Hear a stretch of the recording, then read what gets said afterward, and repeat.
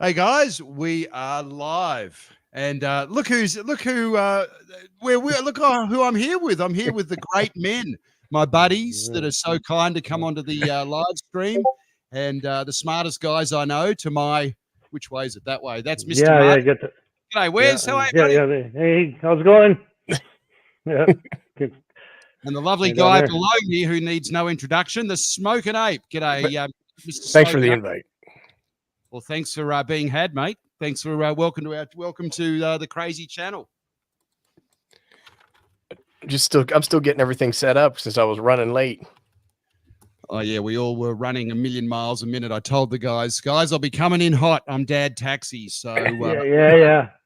So we'll see how we go. I told my daughter, I said, "Darling, you're on the bus tonight," and I could see the whites of her eyes. No, Dad. We'll leave early. We'll leave early. Okay, cool. Right, we'll leave early.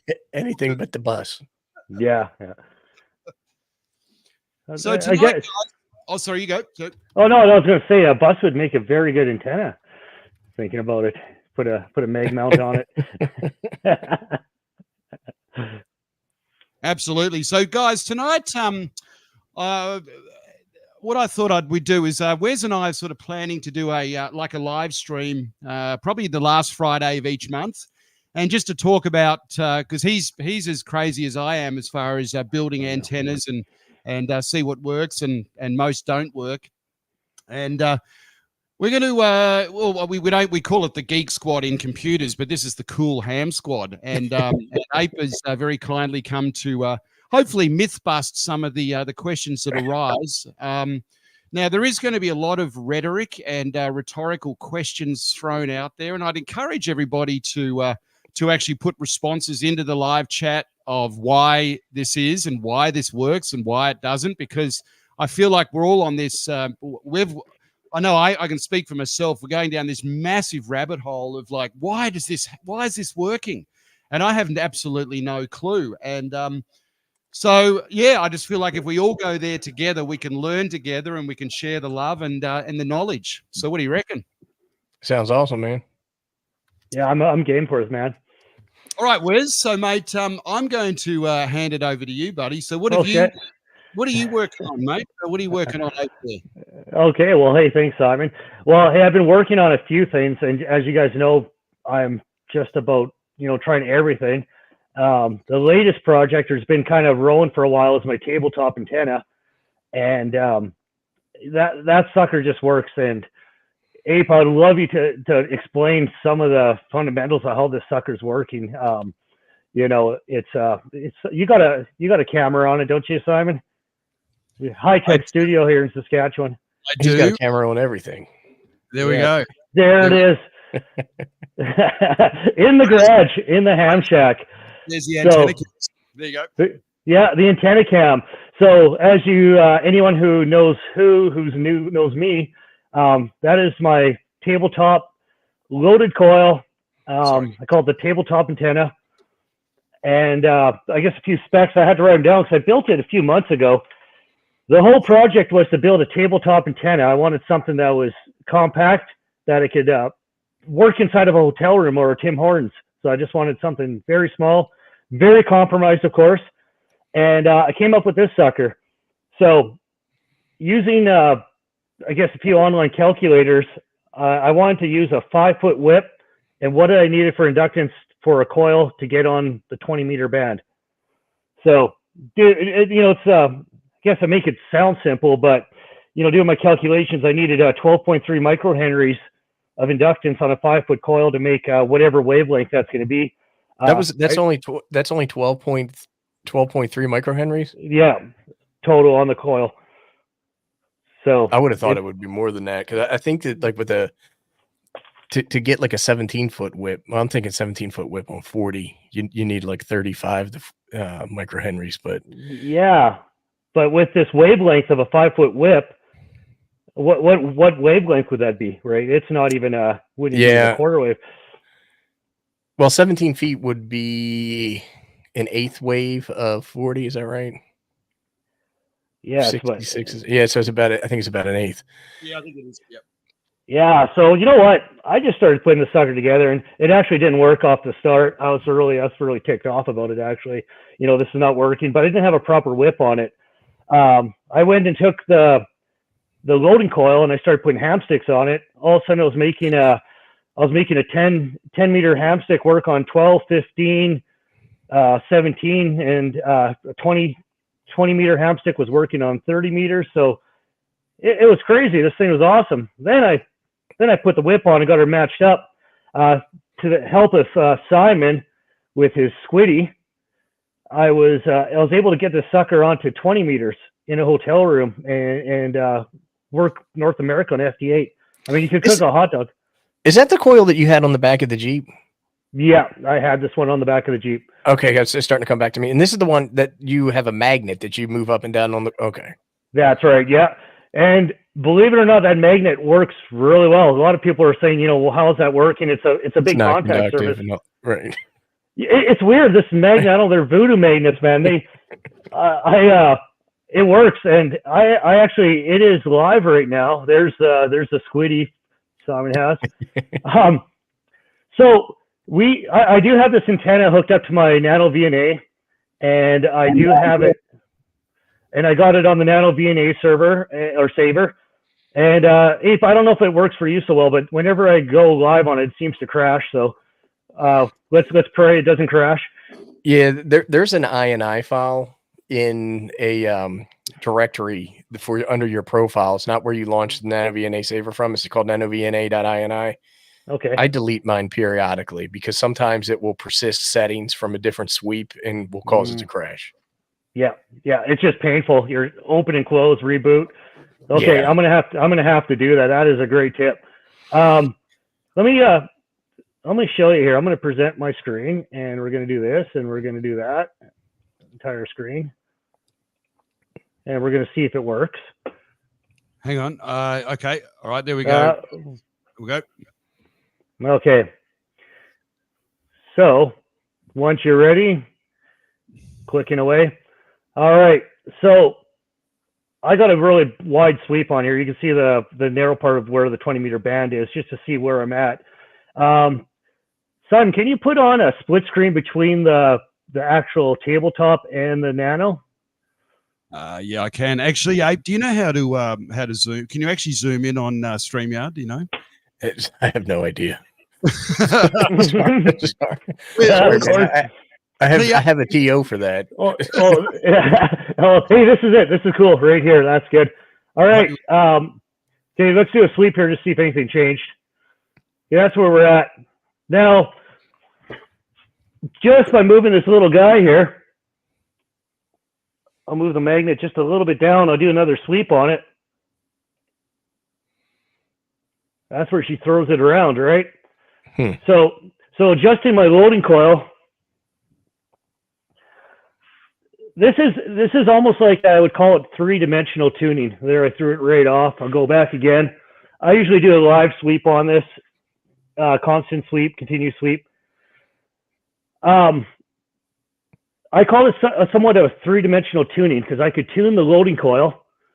I could adjust the height of the whip because it's telescopic, and I also could, which we'll get into, on the counterpoise or ground radios, whatever way you want to call them. It's a big question, right, Ape? What are we calling those? Ground radios? Everybody's hotly debated. Yeah, so I'm going to call them counterpoises, because I'm so trained in the calling of that. So I can't really get a good what do you call it, close up of it, but let's see here. I'll take it off. I'm going to take off the squiddy. So the squiddy's taken off. Let's do another sweep without any ground radios. Woo! You can't even have a beer yet with that one. You're just like, you might as well toss that into the ocean, right? Yeah, that's literally off the chart. Yeah, so hey, I'll plug it back in. Sweep it again. I just clipped it on. Now, yeah, the orientation of those radials is going to make a difference as well. Exactly. Now that comes to my next point with this. This is something that I think I shared with you, Ape, and Simon, I sent you one of these. So with this, can you see it? I can't really see where the camera is right here. Yeah, we can see it. Okay. So I made this little gizmo here. It's basically an RJ45 jack with dip switches on it. And I could choose which radios I want to use. And this is something that Simon and I have been using for experimenting. What does this actually do? Do you need all 8 of them? Do you need 1, 2? Very quick way. Simon kind of by accident was showing me one time. We were kind of spitballing some ideas. And he was always taking off a wire and putting it back on. And it was kind of driving me crazy. I'm like, man, there's got to be an easier way for you to do this instead of unhooking all the time, right? Well, and just to interject there, Wes, remember the stream that I did with Ape a couple of Wednesdays ago, and I was asking the same question down at the park. You know, like they're all the squiddies.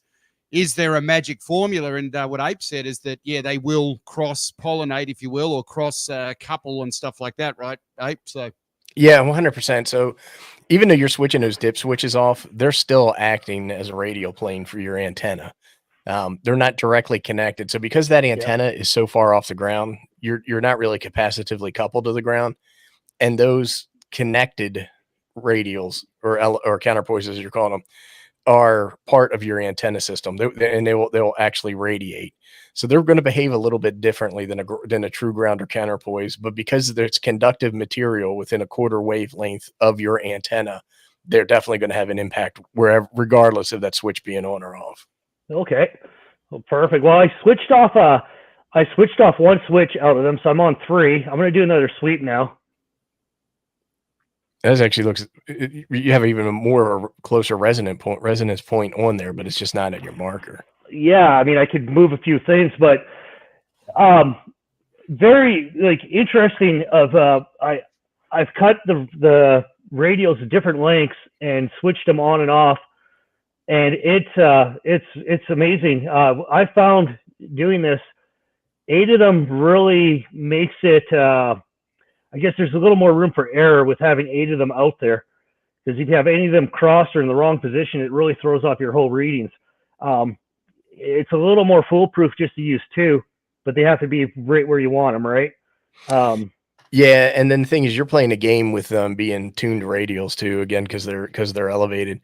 I typically use 4 radials just because it's easy, but the sweet spot is like 8, 16, 32.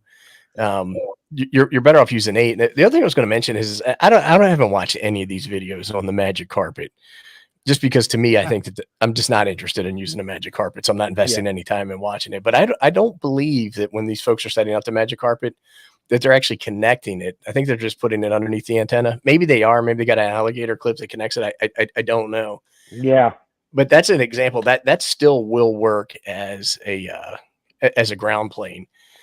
Because you want your ground plane to do 2 different things. One of them is that you want to add capacitance. So a vertical antenna, let's say like a quarter wave vertical antenna, is going to be about 30 ohms at the feed point.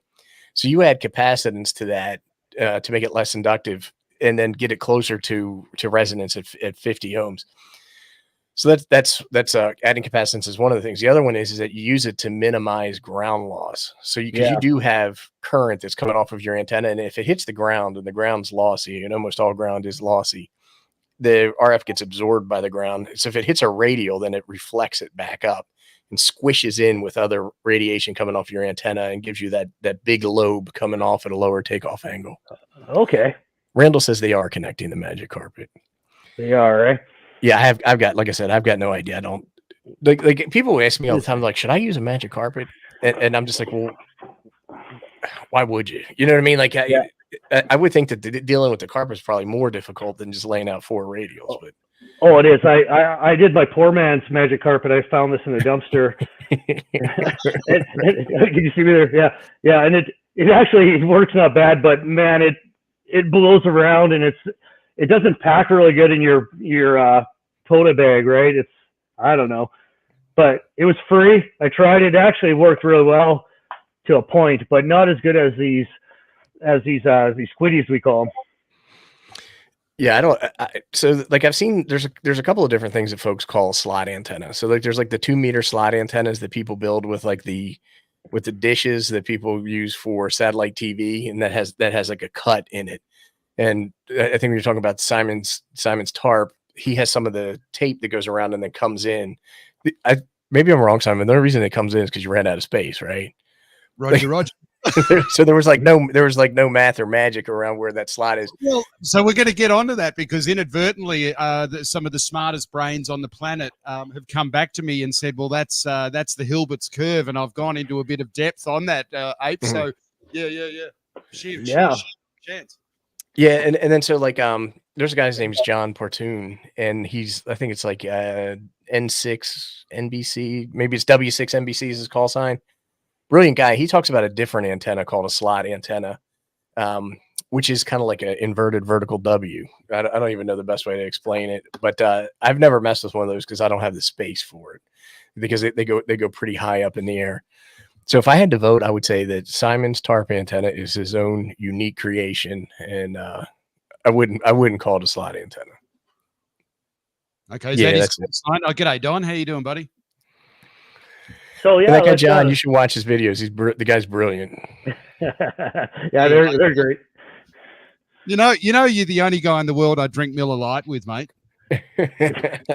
Well, I would say the same thing, but I would drink Miller Lite with anybody. So I mean, what a privilege! This is still a Gatorade. I haven't opened a Miller Lite yet. I'm still getting my hydration in, before I start really hydrating with the Miller Lite. Big John's Ham Shack. G'day, mate. How are you, buddy? And Ape and the guys from Coffee and Ham Radios. Thanks for sending Big John's Ham Shack over to this mad crazy channel. Good to see you, buddy. Everybody. So now, Wes, this is a big. He slapped me on the wrist virtually the other day for cutting off the Cat 5 connector. So what have you got in your bag of tricks there, Wes? We need to make you solo layout here, buddy. Have you got your little gadget? Oh, the gadget. Yes, let's get it here. Are you talking about the Squiddy? Are you talking about this guy? Yeah, look at that, guys. How's that for a little bit of engineering? Did I spell? I think. Yeah, did I spell off right? Yeah, I think I did. And there we go, on. Yeah, or no. yeah, this is great, man. Don't cut off the ends. So you guys who are building Squiddies now, keep the ends on, unless you want to just solder on an alligator clip. But idea of this, I just harvested a couple switches because I'm cheap as F, and I didn't buy any, so I just took them off an old circuit board, soldered them on. Move the dip switches around. There's unused dip switches. Obviously, there's 4 and 4 on each side, and this will determine which ones you're going to use. Now, if you really want to get into it, you can find out which color is which. I didn't get into that. I just randomly pick them, and the thing is a charm, man. This thing works awesome. I sent you one, Simon. If I sent one to you, Ape, you could probably build about 30 of them for what it cost me to ship them to you. So. Probably right, but it's ingenious. I love seeing stuff like that. Yeah, this thing, the blurred thing, but it is very, I guess, convenient when you're out in the field and you want to start playing. Get the SWR. If you don't have a Nano VNA on the field, which usually a lot of people don't have one, or and we call them crazy. We call them crazy people. Yeah. I just if my red light doesn't scream and stuff on my radio, I'm good. My SWR is good, right? Now, so what did you discover with these? So guys, this is all part of the rhetoric and getting into this of the black magic, if you will, of RF and electricity. You discovered that 12 meters you need 2 wires, 10 you needed 3 or 4, and then the best for 15 was like odd combinations of wires. Yeah. Easy. Well, exactly. Yeah. And where you are too, it depends what your ground surface is too. How much do you really need? Start off I usually start off at 4. I'll click them down, see which way it's going, and then kind of go from there. Yeah, that's super handy if you need to dial it in and you're using those as tuned radios and you're cutting them in and out. It's a great way to do it. I've never seen an antenna that will allow you to dynamically add and remove radios like that. I'm going to just interject talking about, if I may, stop screen. I want to share something with you guys talking about radials while we're on that subject, if we may. and I'd love to get your opinion on this, Ape. So a lot of you guys may be aware that I use 8 feet 9 inch radials, and I'm going to show you why here. So this is from the Ventana Company LLC, and the URL is ventana.com. And what really intrigues me is I'm going to see if I can zoom in here.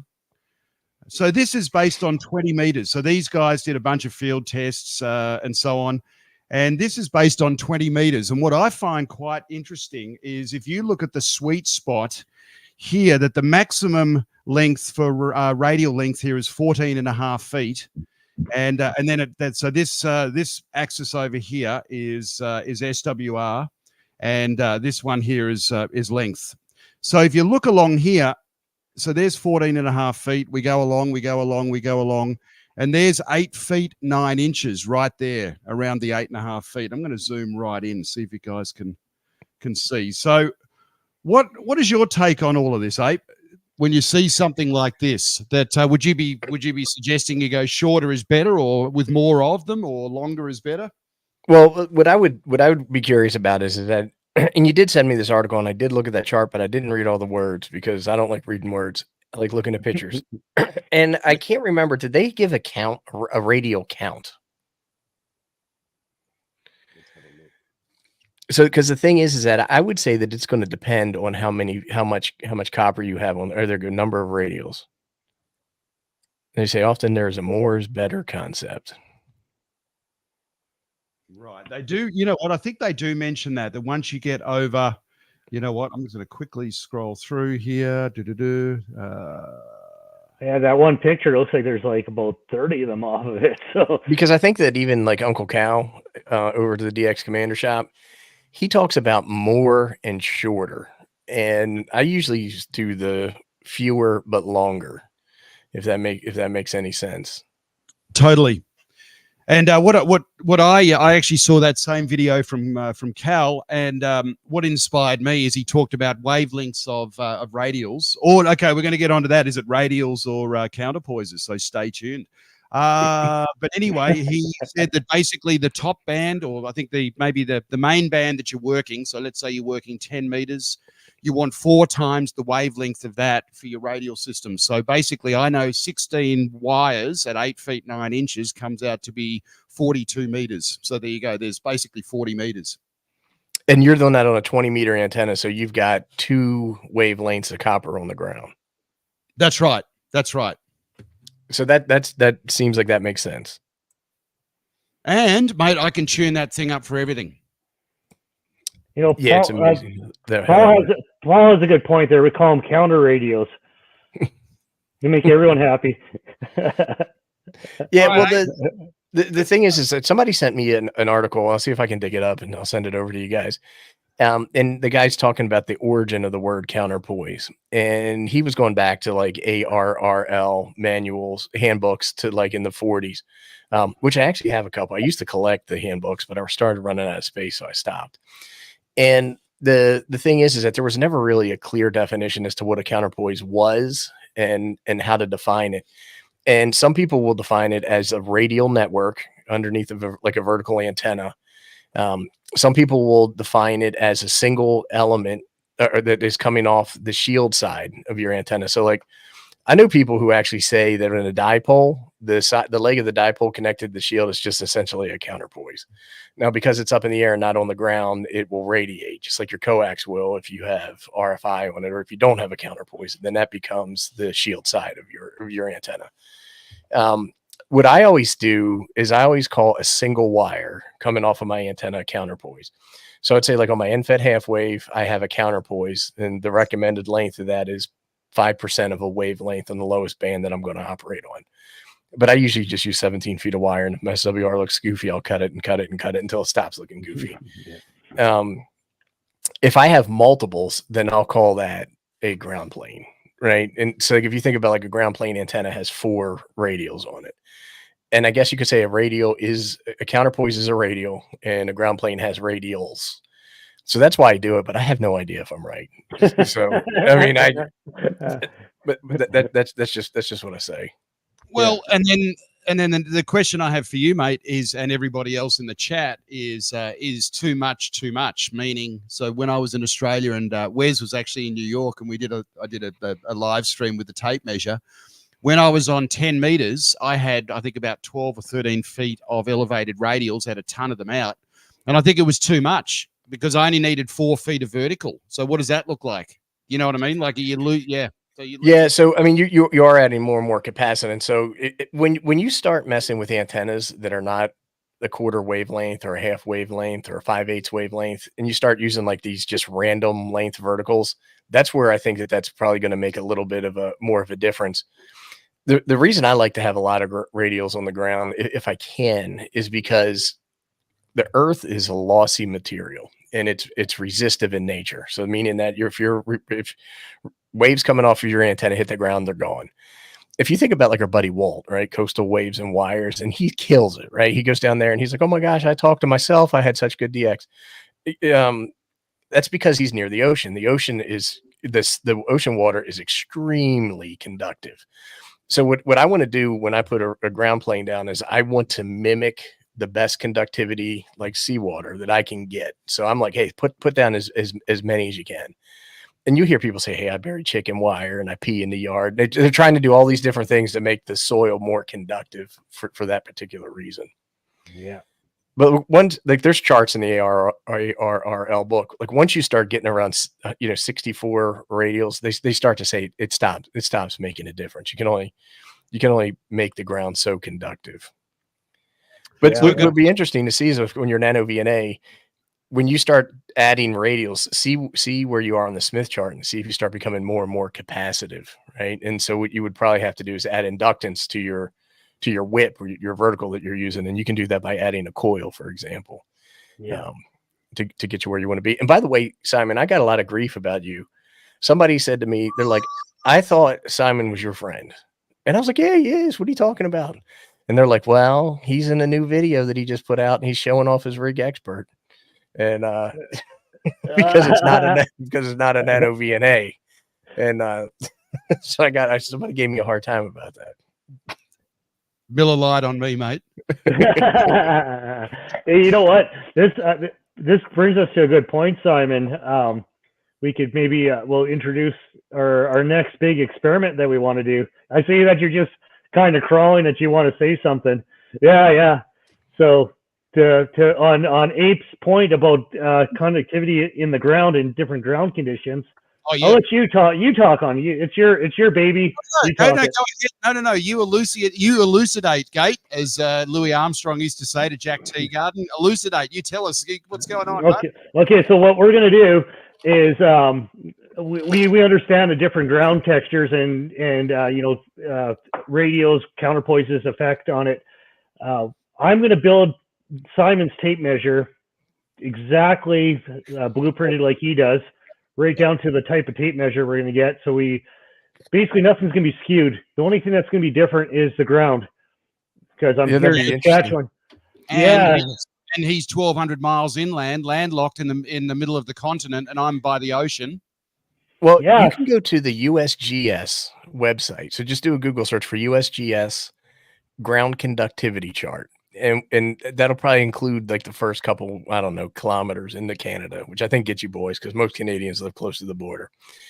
And that's right, David. And so what you can do is you can actually see they measure it in millisiemens. I'm not an expert in measuring millisiemens. I don't know if anybody in the chat is, but what it tells you is the millisiemens per hectare or something like that, acre or something like that.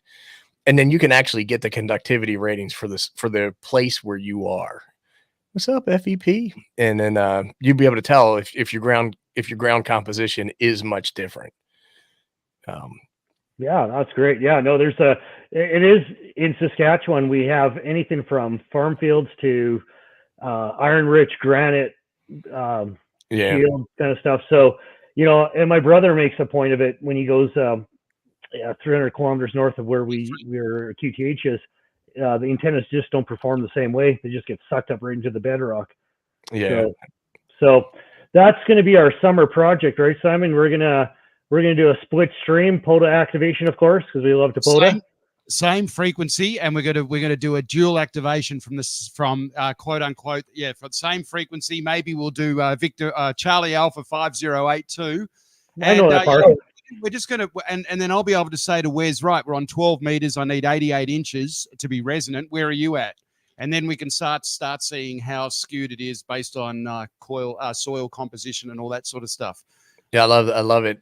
I think that's awesome. And the other thing is that the tape measure antenna that you built, Simon, I can't tell you how fantastic I think that is, because basically you're taking $20 worth of stuff that people probably have around their house, right? Right. And putting together an antenna and going out and getting coast to coast. You were even getting multi-continent contacts, if I remember correctly, with that. Oh, I get VK4 November Hotel, Ray in southeastern Queensland. I get him all the time on the tape measure. Yeah. It's just amazing that you do that with a lot of ingenuity and minimal investment. And then you have people out here buying, I won't name the antenna company, but I think it's like Gecko or something. And they spend $500 on these tactical antenna whips to try to get those kind of contacts. It's just nuts to me that hams are in a position like that.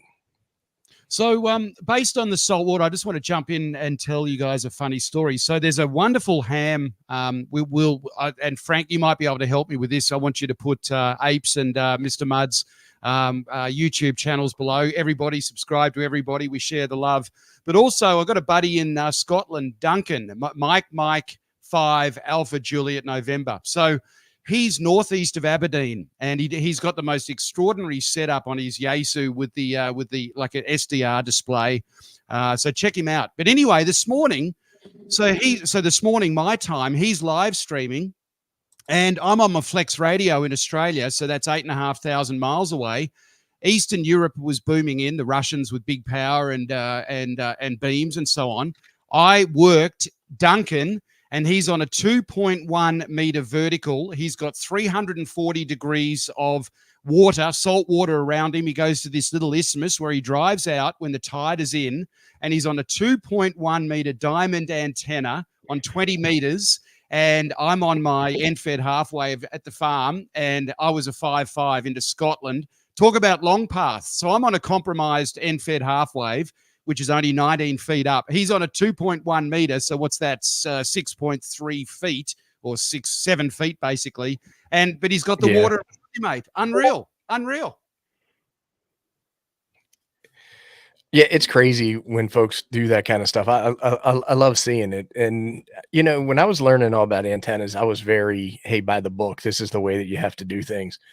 And then I've just seen time and time again where somebody just put something that cobbled together, whatever it is they had, and made amazing contacts to the point where, you know, I'm just like, if it works, it works, right? I mean, I'm not going to ever tell people that not to do something. If you're getting out there and it's working and you're having fun, then that's what it's all about. So speaking about something, I got something here, right over here. Making up stuff.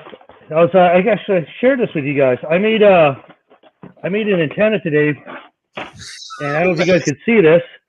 I make antenna every day. So you can't get this all in here. It's basically 14 feet of rope. Yeah, it's like a little hangman thing. So let's see if you can see it. Okay, there's the wire. It starts, or that's the top. It goes and goes. I measured off 19 feet of, I think it's 22 gauge magnetic wire. And then you can see it gets really good here coming up. There's the coil. Actually, it's blurred, but anyway, there's it all wrapped up. It's like a jump rope is what Don said. Oh, yeah. So I threw it up in the tree, and I swept it, not with my rig expert, because I don't own one of those guys. I own a Nano VNA. And I hooked up some a little bit of squiddy to it, and I swept it, and I couldn't believe it. Just a little bit of tuning, I was getting a 1.2 SWR on this sucker. Well, it's like a rope ham stick. It's like a ham rope. It's fantastic. Yeah, well, I'm thinking I'm going to venture out. There's a certain company that everyone's talking about right now that's no longer going to be here. I'm going to probably take over the business and start making some ham ropes and maybe some twig sticks. I've known to use twigs and pipe. Yeah, no, that's awesome. You were, I think you sent me a sweep of that in the Discord, and Yeah. that's great. I mean, I would imagine you can just hang that from a branch, right, or run it up a Yeah. mast and then hook it up.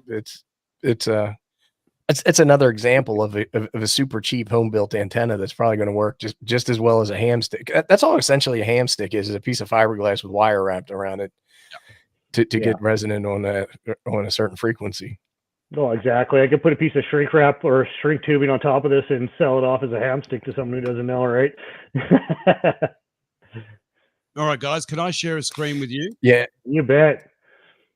Okay, let's do this. And so I'm talking about ham sticks, and so I'll be interested to hear what you say about this, Ape. Now, let me see if I can get this to work. All right, so let's. So I've got a piece of dowel that's 4 feet long here, sitting in the corner, and I wrapped. I don't even know how long the wire was. I think it was probably about 7 or 8 feet. And if you can see on the right, I just wanted to see where it is resonant. And so basically, just at the feed point, I put the. I didn't even have a counterpoise on it. I just sort of hooked it up to a binding post, and it's resonant at 38 megahertz. Okay, so then I added a squiddy to the end of the wire, and now it's resonant at 33 megahertz, and the squiddy was only a foot long. Okay, so it's brought it down by 5 megahertz. Now this is where it gets really crazy. So then I added a second squiddy. It didn't do anything. It brought it down 0.5 megahertz. So that basically tells me it's a law of diminishing returns. RF is it's referencing the length of the squiddy and going, okay, you're a foot long, so therefore the SWR or the impedance or the ohms is going to be this, and that's the resonant frequency. Now this is the part that blows me away. So then with the squiddy at the end of the wire and one at the feed point, I don't know if you guys can see that, but what blows my mind is look where it's resonant. By adding 2 1-foot squiddies, I'm resonant. Hang on, I'll just see if I can move this over. There we go. At 27 megahertz by adding a foot at the feed point and a foot at the end. So it's brought it down 11 megahertz. That blows my mind. And why? Why does, Yeah. The one thing I'll say, though, is that resonance isn't the only thing that we want to look at from an antenna standpoint, though, right? Because if you think about like a dummy load is perfectly resonant, but it's not going to radiate well. So you do have to balance between an effective radiator and resonance. Now, I'm not saying this isn't going to radiate well, but I suspect given its short length and all those wraps on there. So like when you make an induction coil, like the one that we were looking at earlier on the vertical, there's also a relationship between the wires that are wrapped around that coil, and then you get parasitic capacitance. And Hollywood is in the chat, so he can call me out if I say anything wrong.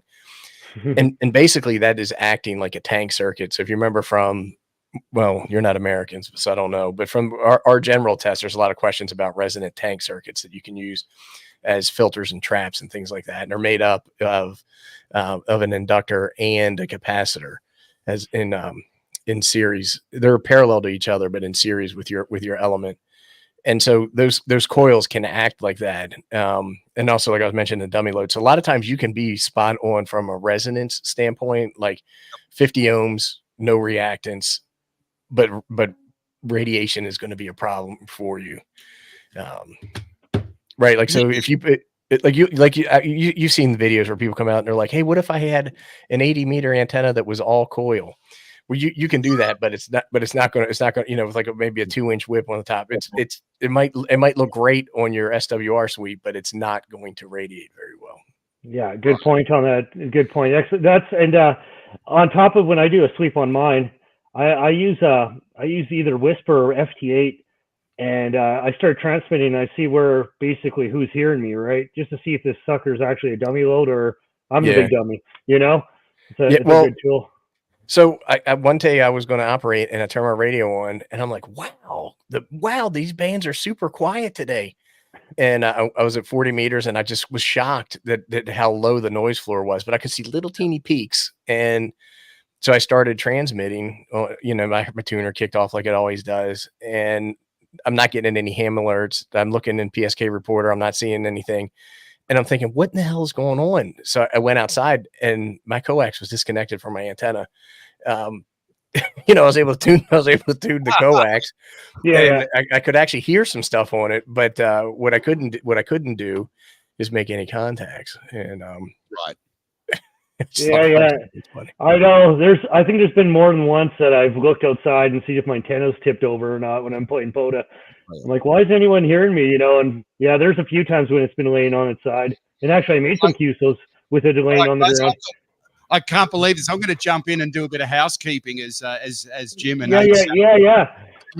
So 1979 Iceman. I need to get my trumpet out. Maybe I've actually got it in the car because I'm racing off to a gig straight after this. But the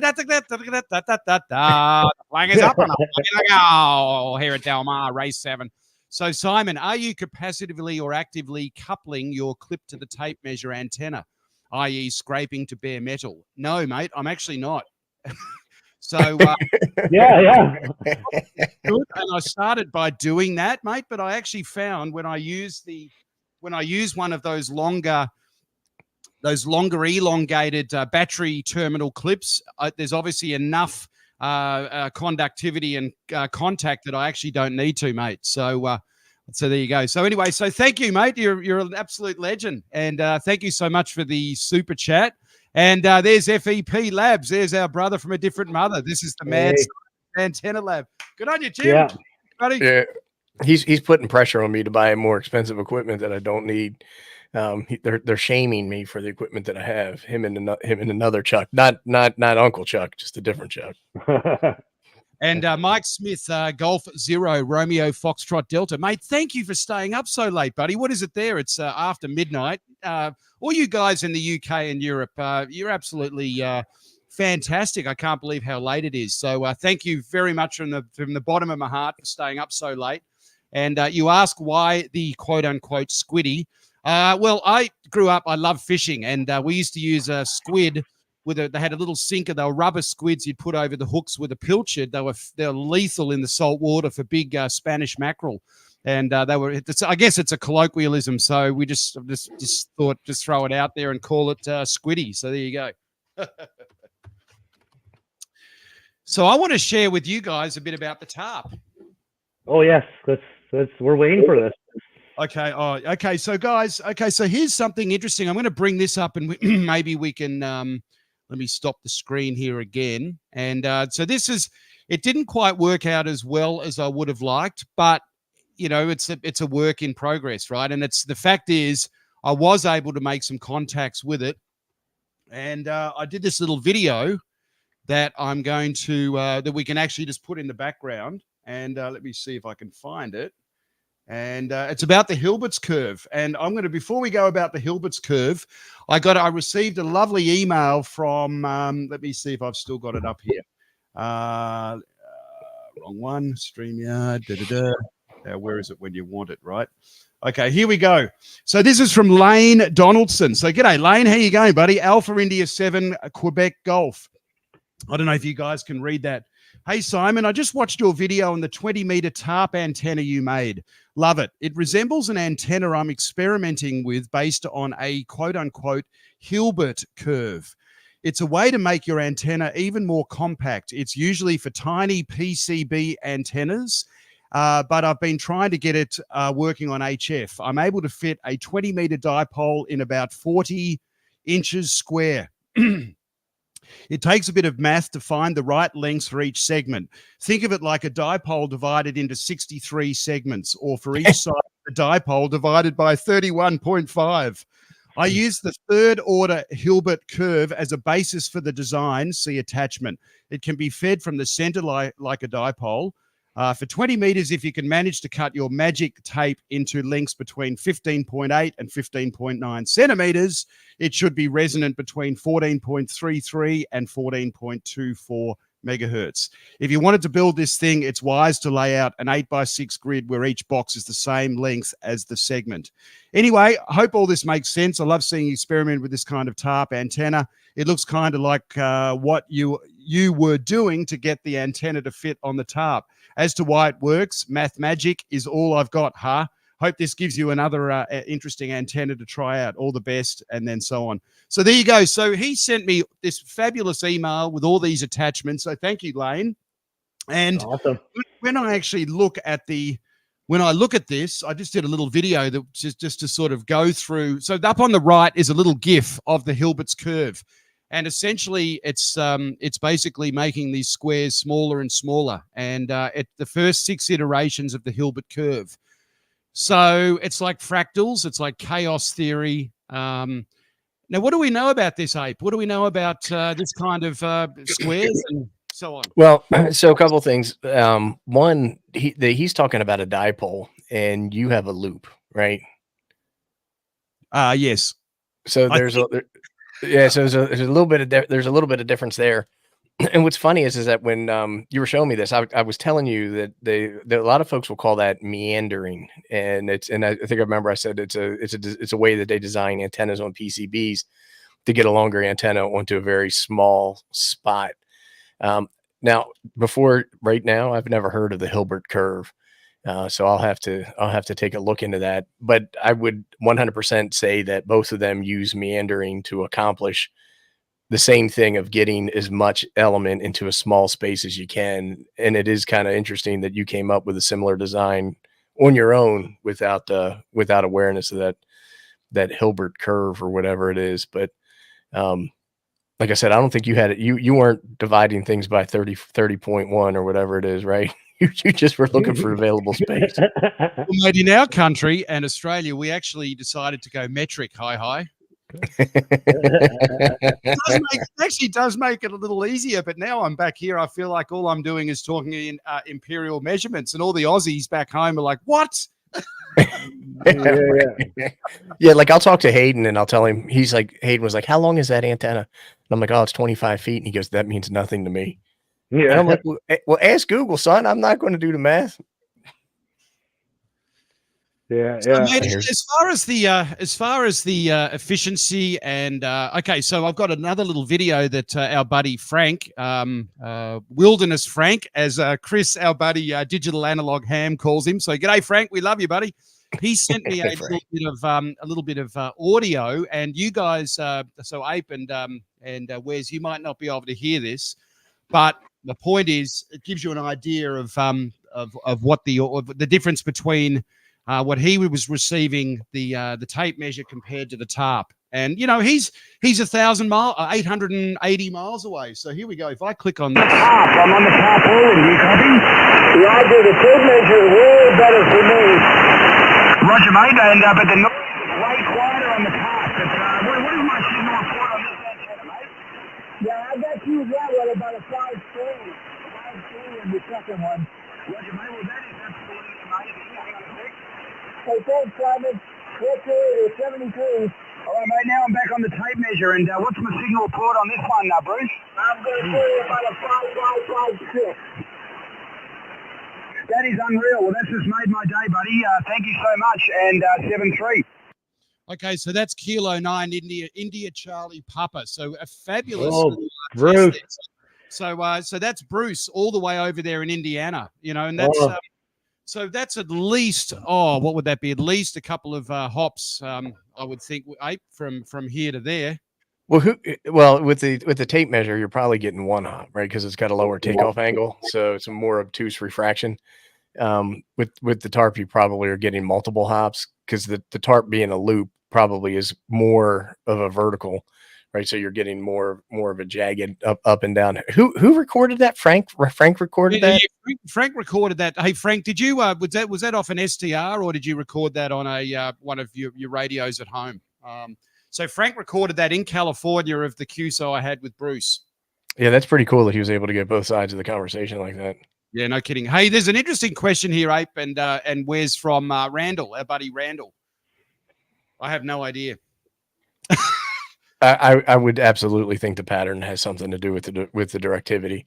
So, like, if you think about like a hex beam that Chuck is always talking about, so you have the wire that kind of goes around the perimeter and then it pulls into the center. So you have like a big notch or a V in the direction that you want to aim that. So I would 100% think that the locations of those cut-ins or squares Hiltier curve or whatever it was called, would affect directionality of that.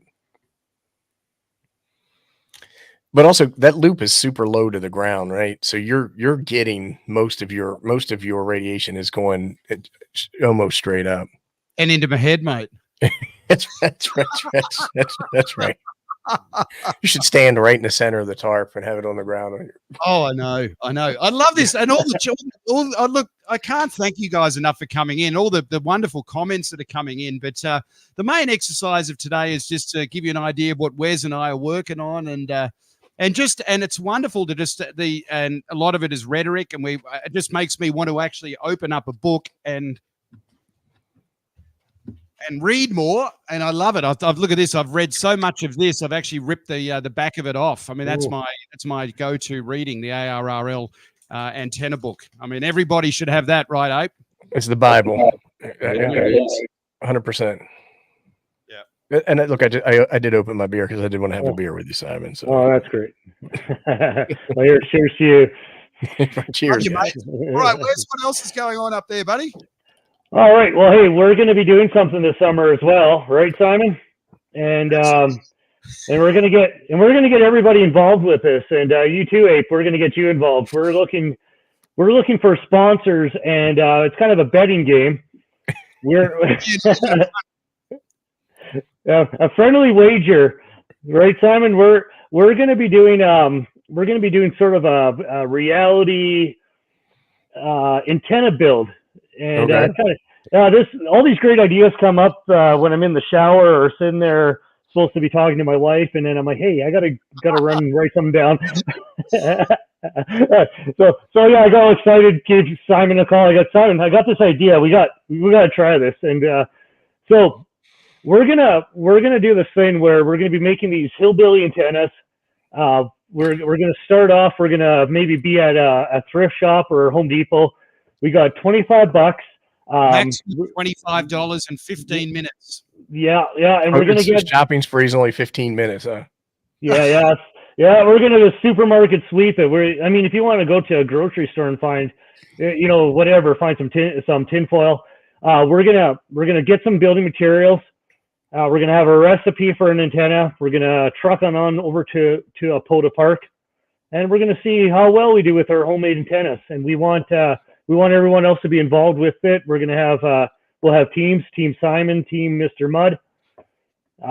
Looking for you, Abe, too, to maybe sponsor us if you want to be on our side. Say, hey, we'll get you a little T-shirt or something made up, or a coffee cup. It sounds like a lot of fun. I want a pink coffee cup. I swear I want that pink coffee cup. All right, Jim? Yeah. Well, we don't have proof that he actually ordered them. Now, he showed us an invoice, but he could have made that in Photoshop or something like that. Yeah. He's a little shady. But it's a great idea. But I love this, Wes. I think it's fantastic. So we got 15 minutes in Home Depot, and then we have to quickly as possible. We go to the closest Apota Park, and mine's about 5 minutes away. I know Wes's is. Yep. We assemble it, and then so then we have to work. We're still working on the cogs are turning about what's the next part, but we have to be able to make QSOs with each other, and then we work pile ups, and then we get like an hour on the air, and we live stream it, and just fun. And if we do it, if it becomes popular, we can never repeat the same antenna. And so that's I think I would probably go to the dollar store as opposed to the Home Depot, because I think you might be able to get. Oh, do they have dollar stores in Canada? Yeah. So you might be able to stretch your dollar a little bit further. Yeah, there are $1.30 stores here just with the conversion. That's our plan. Hey, son, what else are you up to? You're going to be in a canoe or anything, kayak this summer? I am. Well, actually, I've just got myself. My wife knows. I've just got myself 100. Oh yeah. By the way, there's a good deal on Amazon. I just got myself 100 amp hour battery, so I should be able to get out to some of these islets and do some risky poda. But what battery did you get? I can tell you, mate. It's the one that included the charger. It looks like something a bit of an Amazon special. It's a bit of a no brand. It was 325 CAD, which is probably about 270, 260 US. I don't know. You could tell me anything and I'd believe you. I have no idea. Yeah. So no, I've got nothing. I'm really just working on other antennas. I've still got to work on with the metal tape. I've got an idea for the beam, but no, it's all good fun. It's just a rabbit hole we're diving down, right? Oh, it's unbelievable. That metal tape seems like magic. You know what I mean? It's like you can do anything with it. I'm going to have to invest in a roll. So I didn't have a lot of luck here. So here's the 1-inch stuff, Ape. I didn't have a 3/4 inch. I think it's actually 25 mil. So let's say it's an inch. I didn't have a lot of luck with it on the tarp, but this big guy here, this was awesome. And that's 50 meters, and was under about $12 or something. And it's 3 inches. So it's 75 mil. Where is the thing? There it is. Yeah. Yep. So yeah, I guess a word on tin tape, Simon. Everybody, it's not all equal. Some of the stuff is really thin. So you go and buy it, and if your roll is it feels really light, or you're getting 300 yards and it's just a little tiny guy. Some of the stuff I've gotten is just super thin. It's like tissue paper. Is there a thickness that you guys recommend? You know what? I don't even know if they mentioned the thickness on it. Like, I'm looking at this stuff here. So it takes a little bit to tear, right? I'm kind of pulling it. There's I don't know where I got this stuff. This stuff has a different backing on it. This stuff is actually, if you could see I've got that stuff, Wes, and that actually works better, and the backing is harder to get off. I find that better. Yeah, let's see if I can focus it here. See how it's like really like glue on it, man? It's like, so yeah, the backing on it's great. It's almost like duct tape on the back.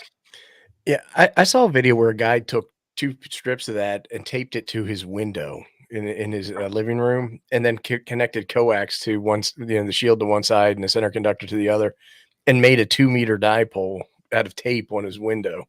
Absolutely. Yeah, it's pretty cool. Yeah, it's I mean, that stuff is great. I'm gonna share a little. There it is. So there you go. So I'm gonna go grab it 1 second. It's just over here.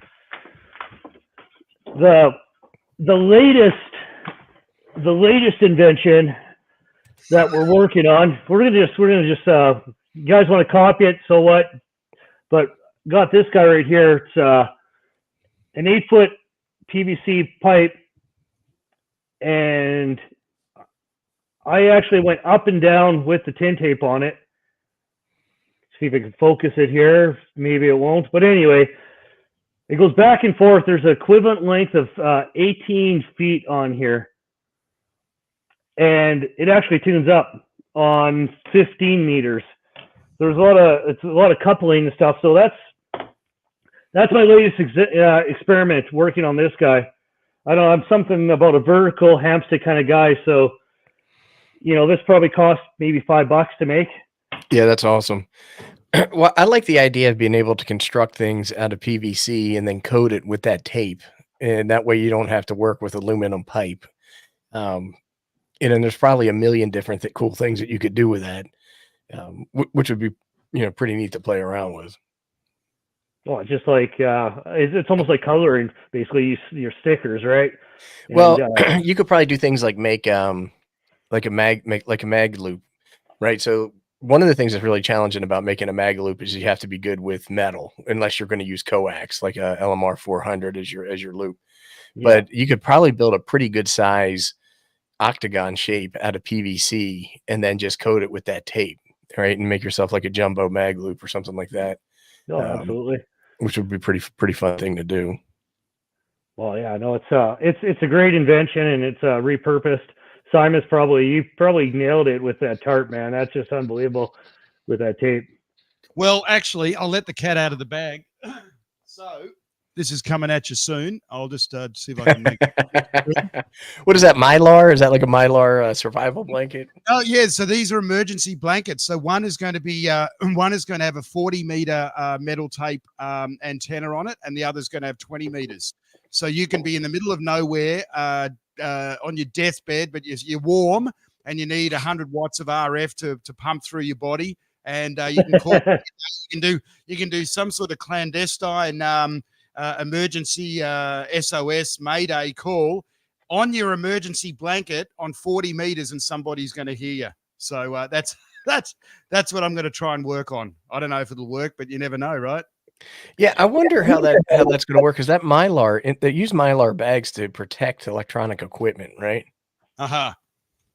And I don't know why, but they do. And so I wonder if that's going to change the radiation pattern or directivity differently than just like the nylon tarp. Well, subscribe to his channel. Well, and the other thing too, what I like about this is if you're low to the ground, let's say you're lying with this over you and you can get it resonant for 40 meters, you only want NVIS anyway, right? You only want to speak within 100 miles. You don't want to be speaking 1,000 miles away. Yeah, and that's going to be interesting for sure. Yeah. All right, guys, the hour is up, and this has been absolutely a fantastic stream. And I just want to thank my mates here, my bros from different mothers. Wes? Well, there's Wes. Now, where are you, mate? I'm over here, man. Yeah. Good on you, Wes. Love your work, Yeah, buddy. there you go.